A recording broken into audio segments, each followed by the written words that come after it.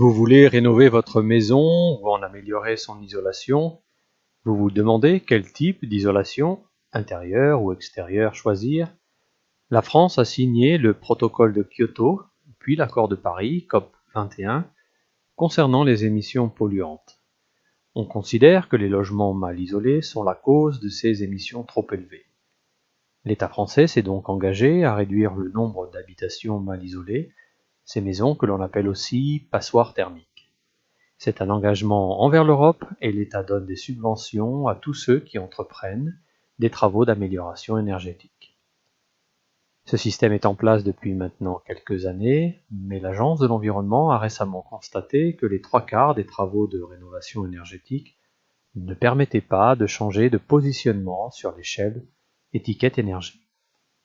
Peut-être n'y a-t-il pas d'obligation de résultat à l'issue des travaux, peut-être que les travaux sont effectués sur un mauvais choix technique, peut-être ne souhaitez-vous pas vous retrouver dans ce cas. Je vais exposer quelques pistes pour comprendre les quelques différences simples entre les isolations thermiques par l'intérieur et par l'extérieur. Pourquoi isoler? Tout d'abord pour le confort, mais aussi pour réduire vos frais de chauffage. Si vous faites appel à un professionnel, il doit, ou devrait, vous garantir un changement de positionnement sur l'échelle étiquette énergie, ou encore une réduction de votre consommation de chauffage, par exemple de 4000 kWh par an vers 2000 kWh par an. Et si le confort est une notion subjective, une garantie de résultats mesurables est recommandée quand vous déboursez quelques milliers d'euros en travaux. Que le professionnel soit garant de l'environnement, c'est bien, qu'il vous garantisse un résultat sur votre facture de chauffage, c'est beaucoup mieux. Il existe dans le neuf plusieurs concepts de maisons économes dont on peut s'inspirer en rénovation. Il existe aussi un label BBC Rénovation, BBC veut dire bâtiment basse consommation, qui est plutôt intéressant mais pas tellement connu des professionnels. R représente dans le jargon la résistance thermique de l'isolation ou de l'isolant. Plus elle est grande, mieux c'est-à-dire qu'il y aura moins de pertes de chauffage en hiver ou de rentrée de chaleur en été. En général, on isole fortement le toit, assez bien les parois et un peu ou pas du tout le plancher du rez-de-chaussée.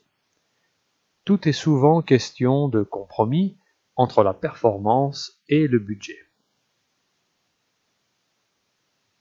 Il y a donc 3 éléments du bâti à considérer lors d'une isolation: le toit, les murs et le plancher, reposant sur les fondations. Un 4e facteur, l'orientation de la maison, joue notamment un rôle avec les ouvertures. Ces ouvertures laissent rentrer la chaleur du soleil, mais elles laissent aussi un peu s'échapper la chaleur intérieure. Un compromis consiste par exemple à privilégier des fenêtres triple vitrage côté nord contre du double vitrage seulement côté sud. Mis à part les cheminées et les fenêtres de toit, on considère que 30% du chauffage s'échappe par la toiture, 15% par les murs et 8% par le sol du rez-de-chaussée. Le reste s'échappe par les ouvertures, les aérations, les fuites, etc. La toiture est donc le point de départ. Son isolation doit être bien exécutée. Une isolation par l'extérieur est idéale si vous devez aussi rénover la couverture ou la façade. Une couverture en tuiles de terre cuite, comme par exemple des tuiles romaines, se change tous les 30 ans environ et ça dépend des régions et du climat. Pour les parois, il existe 2 grandes techniques, non ventilées et ventilées. Pour la première, un isolant est collé au mur, puis recouvert d'un crépi. Cette approche est bien adaptée aux murs étanches, comme le béton. Sur les murs non poreux, si les murs sont poreux, on préfère la deuxième technique et on laisse une lame d'air réalisée avec des tasseaux entre le mur et l'isolant. On peut ensuite recouvrir l'isolant avec un bardage par exemple. L'isolation extérieure est plus technique qu'il n'y paraît. Il faut garder à l'esprit que le revêtement travaille fortement sous les conditions climatiques. L'isolant et le revêtement doivent se dilater ensemble pour éviter les craquements et les fissures visibles. Et bien sûr, l'isolation extérieure doit être faite sur tous les murs du bâtiment, sous peine de ne pas être efficace. En rénovation, les accessoires et compléments de fenêtres, comme les volets battants, doivent souvent être modifiés. L'isolation intérieure peut se faire par étapes, pièce par pièce, ce qui est un avantage pour la souplesse du budget, mais gêne les habitants, notamment pour une salle de bain ou une chambre à coucher. Souvent, cette isolation s'accompagne d'améliorations de la plomberie, de l'électricité et de la ventilation. Elle est plus intéressante dans le cadre de travaux de modernisation, mais aussi souvent plus coûteuse à cause de ces travaux supplémentaires. La réalisation est également technique car il faut aussi souvent un parement et sa structure, comme une contre-cloison en placo-plâtre, pour protéger l'isolant ainsi que des travaux de finition, comme de la peinture intérieure par exemple. L'isolation des sols demande des travaux importants. Par exemple, décaisser le rez-de-chaussée est assez contraignant. Ou encore, enlever les parquets pour insérer un isolant entre les solives crée une gêne temporaire mais assez considérable. Les premiers centimètres d'isolant sont les plus utiles. Ce sont ceux qui rapporteront le plus. En fait, on ressent très bien la différence de confort avec les 10 premiers centimètres, mais la différence entre 10 cm et 30 cm ne se voit qu'à long terme sur la facture de chauffage. Je vous invite à regarder sur YouTube la vidéo de l'émission sur France 3 « C'est pas sorcier, comprendre l'isolation ».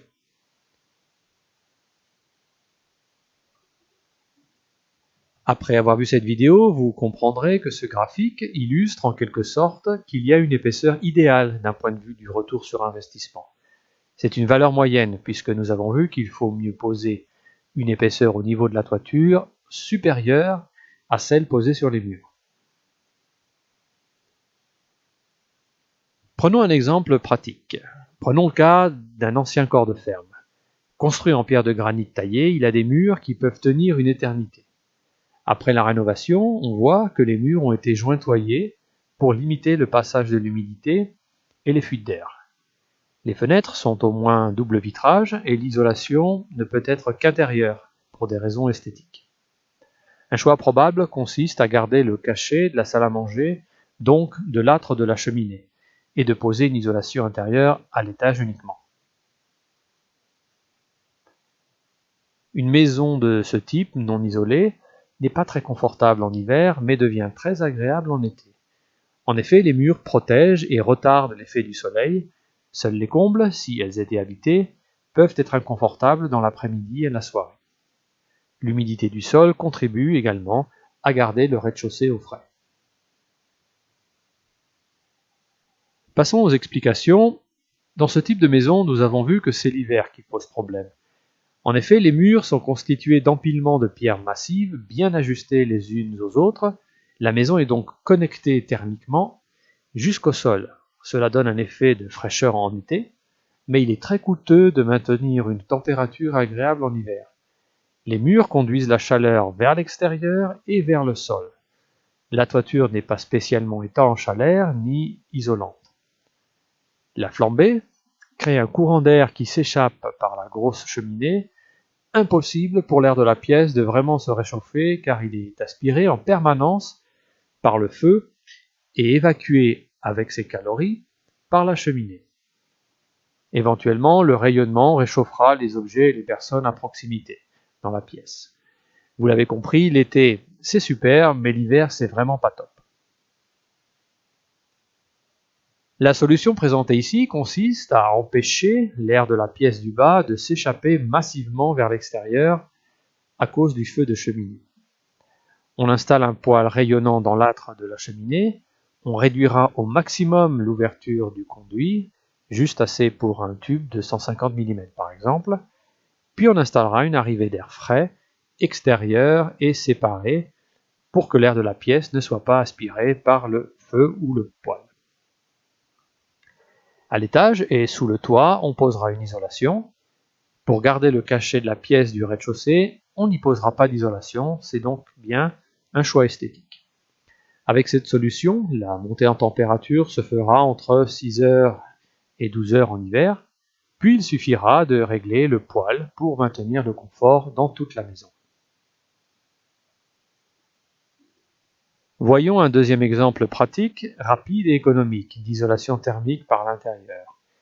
Il s'agit d'une maison plus récente, mais pas du tout isolée, datant d'avant la crise pétrolière de 1973.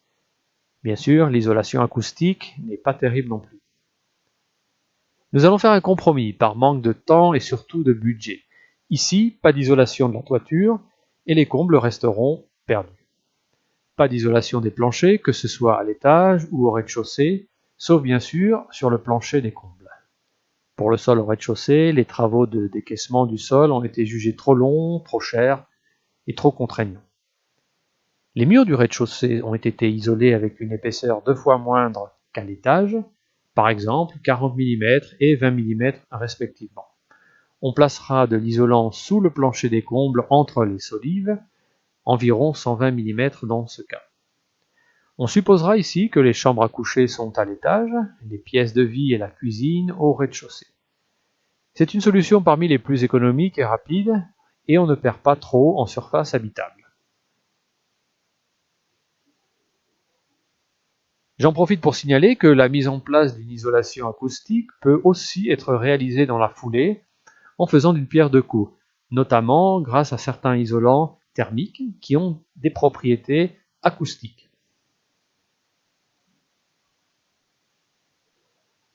En été, face à l'avalanche de watts que reçoit un toit, il faut une isolation performante pour que les combles ne se transforment pas en fournaise.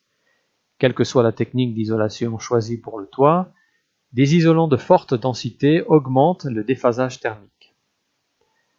Et l'hiver, savez-vous si le déphasage thermique joue aussi un rôle? Eh bien oui, mais selon le type d'isolation envisagé, par l'intérieur ou par l'extérieur, il faudra privilégier un type de chauffage par rapport à un autre.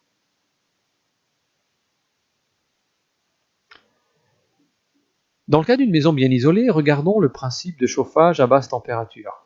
Pour le chauffage, on distingue aujourd'hui les radiateurs classiques, alimentés par de l'eau bien chaude jusqu'à 55 degrés Celsius, et les radiateurs à basse consommation qui fonctionnent avec de l'eau bien moins chaude, environ la température du corps. Ils consomment donc moins, mais doivent être aussi beaucoup plus grands pour améliorer le transfert des calories vers l'air ambiant. L'inconvénient des radiateurs basse consommation, c'est qu'en général, ils sont beaucoup plus chers, car beaucoup plus grands. Une des solutions consiste à dissimuler ces grands radiateurs à basse température et de les intégrer dans les plafonds, ou le plus souvent dans le sol, c'est ce que l'on appelle la technique du chauffage par le sol. Dans ce cas, ces radiateurs se pilotent avec une chaudière intelligente à cause du grand déphasage thermique. Parlons enfin des ponts thermiques. Un isolant de 30 cm posé sur un mur est forcément plus performant qu'une fenêtre de 1 ou 2 cm d'épaisseur dans ce même mur. Mais que se passe-t-il s'il y a une faille dans l'isolant de 30 cm? Eh bien, cela crée une espèce de tunnel pour le passage du froid en hiver. Sur l'image, il n'y a manifestement pas d'isolant dans le coin. Peut-être à cause du passage d'une canalisation ou d'une négligence dans la pose de l'isolant. En tout cas, derrière ces deux murs, il y a l'air extérieur qui est plutôt froid. Alors que se passe-t-il? Dans ce local chauffé et habité, l'air chaud monte et il se charge avec l'humidité de la pièce. Le coin étant mal isolé, il refroidira en permanence l'air qui s'y trouve à proximité. Et sous l'action du froid, cette humidité va se condenser localement dans le coin. Ici, les matériaux du mur et du plafond vont partiellement s'humidifier par cette eau, mais il est probable que le plafond ne goûte pas, car il épongera en quelque sorte. Mais à la longue, l'humidité sera bien là, et cette zone va se ramollir et des champignons de moisissure apparaîtront.